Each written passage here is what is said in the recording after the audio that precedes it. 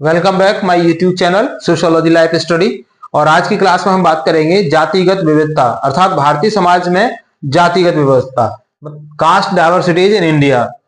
जो भारतीय समाज की जो संरचना है उसके बारे में गीता में एक श्लोक भगवान कृष्ण ने लिखा है, जो जब वो अर्जुन को उपदेश दे रहे हैं कि चातुर्वर्ण्यम मया सृष्टम गुण कर्म विभागसा, अर्थात 4 वर्णों से बनी हुई मेरी सृष्टि गुण और कर्म के आधार पर विभाजित की गई है। तो भारतीय समाज को अगर हम देखें तो ये केवल 4 वर्णों से ही बनी हुई है। आज की अगर डेट में हम देख रहे हैं तो ये 4 वर्ण नहीं है, बल्कि इन 4 वर्णों के अंदर हजारों जातियां और उपजातियों से मिलकर के बनी है। अर्थात उसकी जो विविधता है वो विविधता एक जातियों की भी एक यहाँ पर विविधता है। तो उन जातियों के अंदर, उन वर्णों के अंदर अनेक जातियां और उपजातियां यहाँ पर बनी हुई है।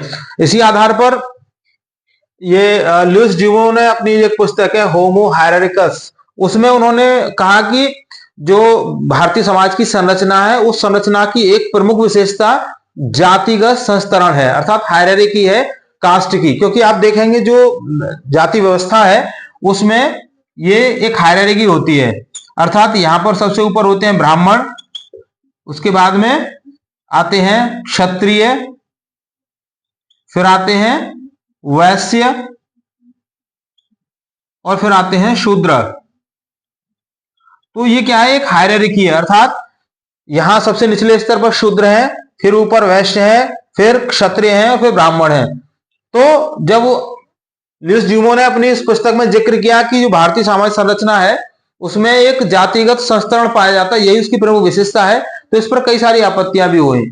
और ये माना जाता है कि आज से 2000 साल पहले जब मनुस्मृति जैसे ग्रंथ या इस प्रकार के जो ग्रंथ आए तो उसमें जातियों का डिवाइडेशन कर दिया गया, एक हायरार्की उसमें डिक्लेयर कर दी गई कि ये जातियां सेवा कार्य करेंगी, ये जातियां राजकाज का काम करेंगी, ये जातियां शिक्षा व्यवस्था देखेंगी। तो इस तरीके से एक हायरार्की उसमें रही। तो वो एक हायरार्की तो वहां पर है ही। इसके अलावा हम बात करते हैं कि जो दूसरी जातियां हैं, जो दूसरे जातियां हैं उनमें क्या हायरार्की है, क्या उनमें भी ये कैटेगरी है? तो कई बार लगता है कि नहीं, यहाँ कोई कैटेगरी नहीं होती, लेकिन जब आप समाज शास्त्र को जब आप पढ़ते हैं तो आप ये पाते हैं कि इनमें भी एक कैटेगरी पाई जाती है, श्रेणियां पाई जाती हैं इसमें। जैसे आज हम बात करेंगे यहाँ पर जो मुस्लिम कास्ट सिस्टम है और कास्ट एमोंग क्रिश्चियंस, अर्थात जो ईसाई जाति व्यवस्था है, इन दोनों की हम यहाँ पर बात करेंगे।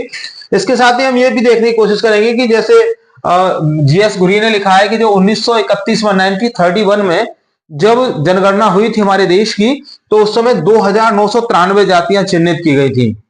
तो जो मुस्लिम कम्युनिटी है, क्या उसमें भी जातियां होती हैं या उसमें भी हायरार्की होती है? हाँ, अगर आप समाजशास्त्र पढ़ते हैं तो आपको ये मानना पड़ेगा कि यहां पर भी हायरार्की है। क्या क्या? इसमें सबसे जो सर्वोच्च मतलब उच्च माने जाते हैं वो मानी जाती है अशरफ जातियां। अशरफ जातियां, उनको उस जातीय जो हायरार्की है, जो संस्तरण है जाति का, उसमें वो सर्वोच्च यानी ऊंचे पद पर माने जाते हैं। इनकी स्पेशली 4 कैटेगरी हैं। इसमें सैयद हैं, शेख हैं, मुगल हैं और पठान हैं। इनमें सबसे ऊपर सैयद माने जाते हैं। सैयद को अगर आप हिंदी में बात करें तो सैयद को राजकुमार कहा जाता है।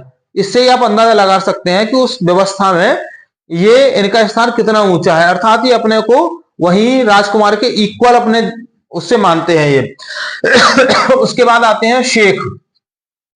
शेख जो कैटेगरी है उसमें खास करके ये जातियां शामिल हैं, अंसारी हैं, फारूकी हैं, किदवई हैं, सिद्दीकी हैं, कुरैशी हैं। इसके बाद आते हैं मुगल और पठान। मुगल और पठान के बारे में ये कहा जाता है कि जब ये मुगल आए थे तो उनके साथ में ये पठान सैनिक के रूप में आए, तो जब वो यहां पर बस गए तो फिर वो पठान के रूप में ही यहां पर रहे। दूसरी फिर इनकी कैटेगरी आती है, उनको बोलते हैं मुस्लिम राजपूत जातियां। मुस्लिम राजपूत जातियां वे जातियां हैं जो हिंदू जाति से, जो हिंदू राजपूत थे, जिन्होंने अपने को कन्वर्ट कर लिया और मुस्लिम हो गए, यानी इस्लाम को ग्रहण कर लिया, तो ये वहां पर क्या है, मुस्लिम राजपूत जातियां कहलाई। तो इनमें क्या है, एक हायरार्की है। अशरफ जो है अपने को ऊंचा मानते हैं और मुस्लिम जो राजपूत हैं उनके लिए वो अपने से नीचे 2 दर्जे का मानते हैं। तीसरे नंबर पर आती है व्यवसायिक जातियां। व्यवसायिक जातियों में है बढ़ई, दर्जी, धोबी, कुम्हार, लोहार, नाई, इस तरीके की सारी जातियां, अर्थात जिनको हम कामगार कहते हैं। कामगार जो जातियां हैं वो सारी की सारी व्यवसायिक जातियों में आती हैं। मुस्लिम, राजपूत और ये व्यवसायिक जातियां, इनमें भी एक हायरार्की पाई जाती है, अर्थात इनको तीसरे दर्जे पर रखा जाता है और कोई भी जो व्यवस्था है, विवाह व्यवस्था, वो जो राजपूत जातियां हैं वो इनमें नहीं करते। इसी तरीके से चौथे नंबर पर आती है मुस्लिम अस्पृश्य जातियां, अर्थात ये वो जातियां हैं जो हिंदू जातियों में शूद्र कम्युनिटी के थे, निचले स्तर के थे, इन्होंने अपने को कन्वर्ट किया और इस्लाम ग्रहण कर लिया और मुस्लिम हो गए। वहां पर जाकर के भी ये इनको मुस्लिम अस्पृश्य जातियों कहा जाता है। एक समाजशास्त्री हुए डॉक्टर अंसारी, उन्होंने ये कहा कि ये जो अस्पृश्य जातियां हैं उसमें इनके लिए कुरान पढ़ने की इजाजत है, ये कुरान पढ़ सकते हैं, लेकिन ये कुरान के उपदेश दूसरों को नहीं दे सकते, अर्थात ये पढ़ के उसको अपने तक ही सीमित रख सकते हैं। तो देखिए यहां पर भी आप देख रहे हैं एक हायरार्की है ना, अशरफ है सबसे ऊपर, फिर मुस्लिम राजपूत जातियां हैं, फिर व्यवसायिक जातियां, लास्ट में मुस्लिम अस्पृश्य जातियां हैं। एक हायरार्की भी यहाँ पर पाई जाती है। इसी तरीके से जो विवाह है, वो विवाह की भी इनमें 3 कैटेगरी पाई जाती है, अंतर विवाह, बहिर्विवाह, अनुलोम विवाह। ऐसा नहीं है कि जो अशरफ जातियां हैं वो अशरफ जातियां जो मुस्लिम अस्पृश्य जातियां कही जाती है उनसे अपना विवाह कर लेंगे, नहीं, उनके जो विवाह है वो इन्हीं वैसे होंगे। इसी तरीके से मुस्लिम राजपूत जातियां हैं वो उन्हीं राजपूत जातियों में से अपने विवाह करते हैं, वो इनमें विवाह नहीं कर सकते। अब बात करते हैं कास्ट एमोंग क्रिश्चियंस, अर्थात जो ईसाई समाज है, ईसाई समुदाय है, उनमें भी हायरार्की होती है या नहीं होती। स्पष्ट है कि इनमें भी हायरार्की होती है और इनके 4 प्रकार इनकी जातियों में माने जाते हैं। सबसे ऊपर आते हैं कैथोलिक ईसाई। अगर हम भारत की बात करें, भारतीय समाज की बात करें, तो ये सबसे ज्यादा केरल में ये पाए जाते हैं। सारे के सारे कन्वर्टेड माने गए हैं, अर्थात इन्होंने हिंदू जो धर्म को मानने वाले लोग थे उसमें जो हाई कास्ट के लोग थे जिन्होंने अपने को कन्वर्ट किया, जो उच्च जाति के लोग जिन्होंने ईसाई धर्म को ग्रहण किया, वो सारे के सारे कैथोलिक हैं और जो केरल में ये लोग इनकी आबादी ज्यादा है। दूसरे नंबर पर आते हैं सीरियन ईसाई।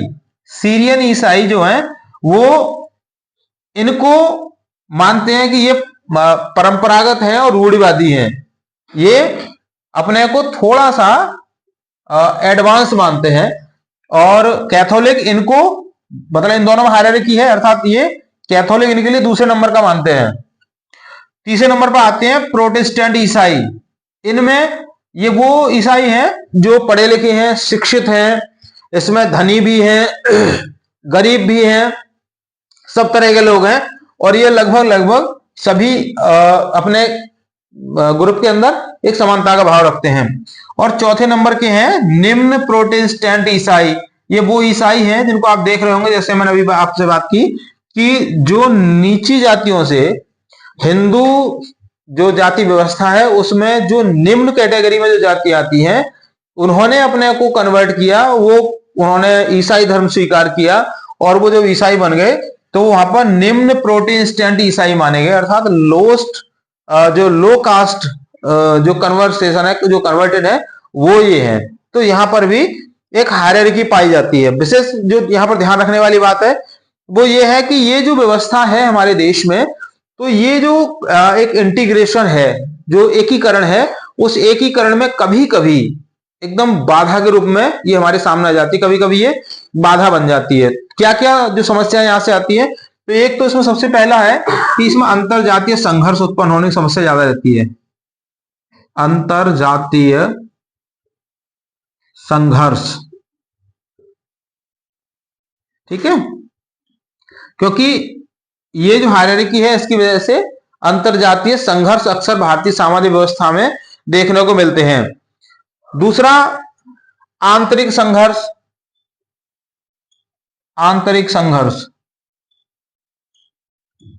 आंतरिक संघर्ष का मतलब जैसे मैंने आपको बताया कि जैसे जो अशरफ जातियां हैं उनमें जो कैटेगरी है, इनमें कई बार जैसे सैयद और शेख आपस में, शेख और मुगल, मुगल और पठान, या सैयद और मुस्लिम राजपूत, ये भी आपस में कभी कभी इनमें भी आपस में झगड़े हो जाते हैं।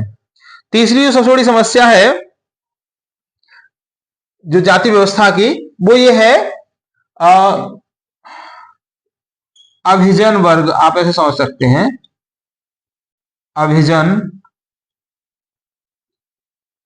वर्ग। जो अभिजन वर्ग है ना, एलिट क्लास है, एलिट क्लास जो मतलब अपने को ये जो एलिट क्लास है वो है आपका अभिजन वर्ग, किसमें, अनुसूचित जातियों में, अनुसूचित जातियों में जो अनुसूचित जातियां हैं ना, उन अनुसूचित जातियों में आप इसको ऐसे समझ सकते हैं, अनुसूचित जातियों में जब कोई भी व्यक्ति आरक्षण का लाभ लेकर और वो अपनी स्थिति को ऊंचा कर लेता है तो वो अभिजन वर्ग में आ जाते हैं, नहीं एलिट क्लास में आ जाते हैं। जैसे मान लीजिए कोई भी बंदा एससी का या एसटी का या ओबीसी का, मतलब खास करके अस्पृश्य में एससी एसटी आते हैं, तो वो व्यक्ति आईएएस अफसर बन जाता है। तो आईएएस अफसर बनने के बाद में वो क्या करता है, वो डिस्टेंस बना लेता है अपनी जाति, खास उन जाति के लोगों से। तो ये भी एक बहुत बड़ी समस्या है कि आप जो है उन जातियों का उत्थान करने की बजाय आप अपने को उन जातियों से अपने को ऊपर मानने लगे, अपने को उनसे अलग मानने लग जाते हैं, अपने को उनसे ऊपर मानने लग जाते हैं। और चौथी जो सबसे बड़ी समस्या है वो है जाति आधारित राजनीति। राजनीति, राजनीति कैसी? जाति आधारित, जाति आधारित, ठीक है, जाति आधारित राजनीति आप इसको लिख सकते हो। आप देखेंगे जहां पर जिस क्षेत्र में जिस जाति की संख्या ज्यादा है, पॉलिटिकल पार्टीज उस जाति के लोगों को ही वहां पर टिकट देते हैं और इसका परिणाम क्या होता है कि वो जाति वहां पर फिर वो डोमिनेंट कास्ट के रूप में उभर के आती है और बाकी जातियों के साथ वहां पर भेदभाव होना शुरू हो जाता है। तो इस तरीके से जो नेशनल इंटीग्रेशन है उसमें ये बाधा माने जाती है। तो आज की क्लास में बस इतना ही। अगर कहीं कोई क्वेरी है आपकी तो आप मुझे कमेंट बॉक्स में लिख के बता सकते हो। अगर चैनल पर नए हैं तो उसको सब्सक्राइब कर लीजिए, वीडियो पसंद आए तो उसको लाइक शेयर जरूर कीजिएगा। मिलते हैं अगली क्लास में। थैंक यू एंड जय हिंद।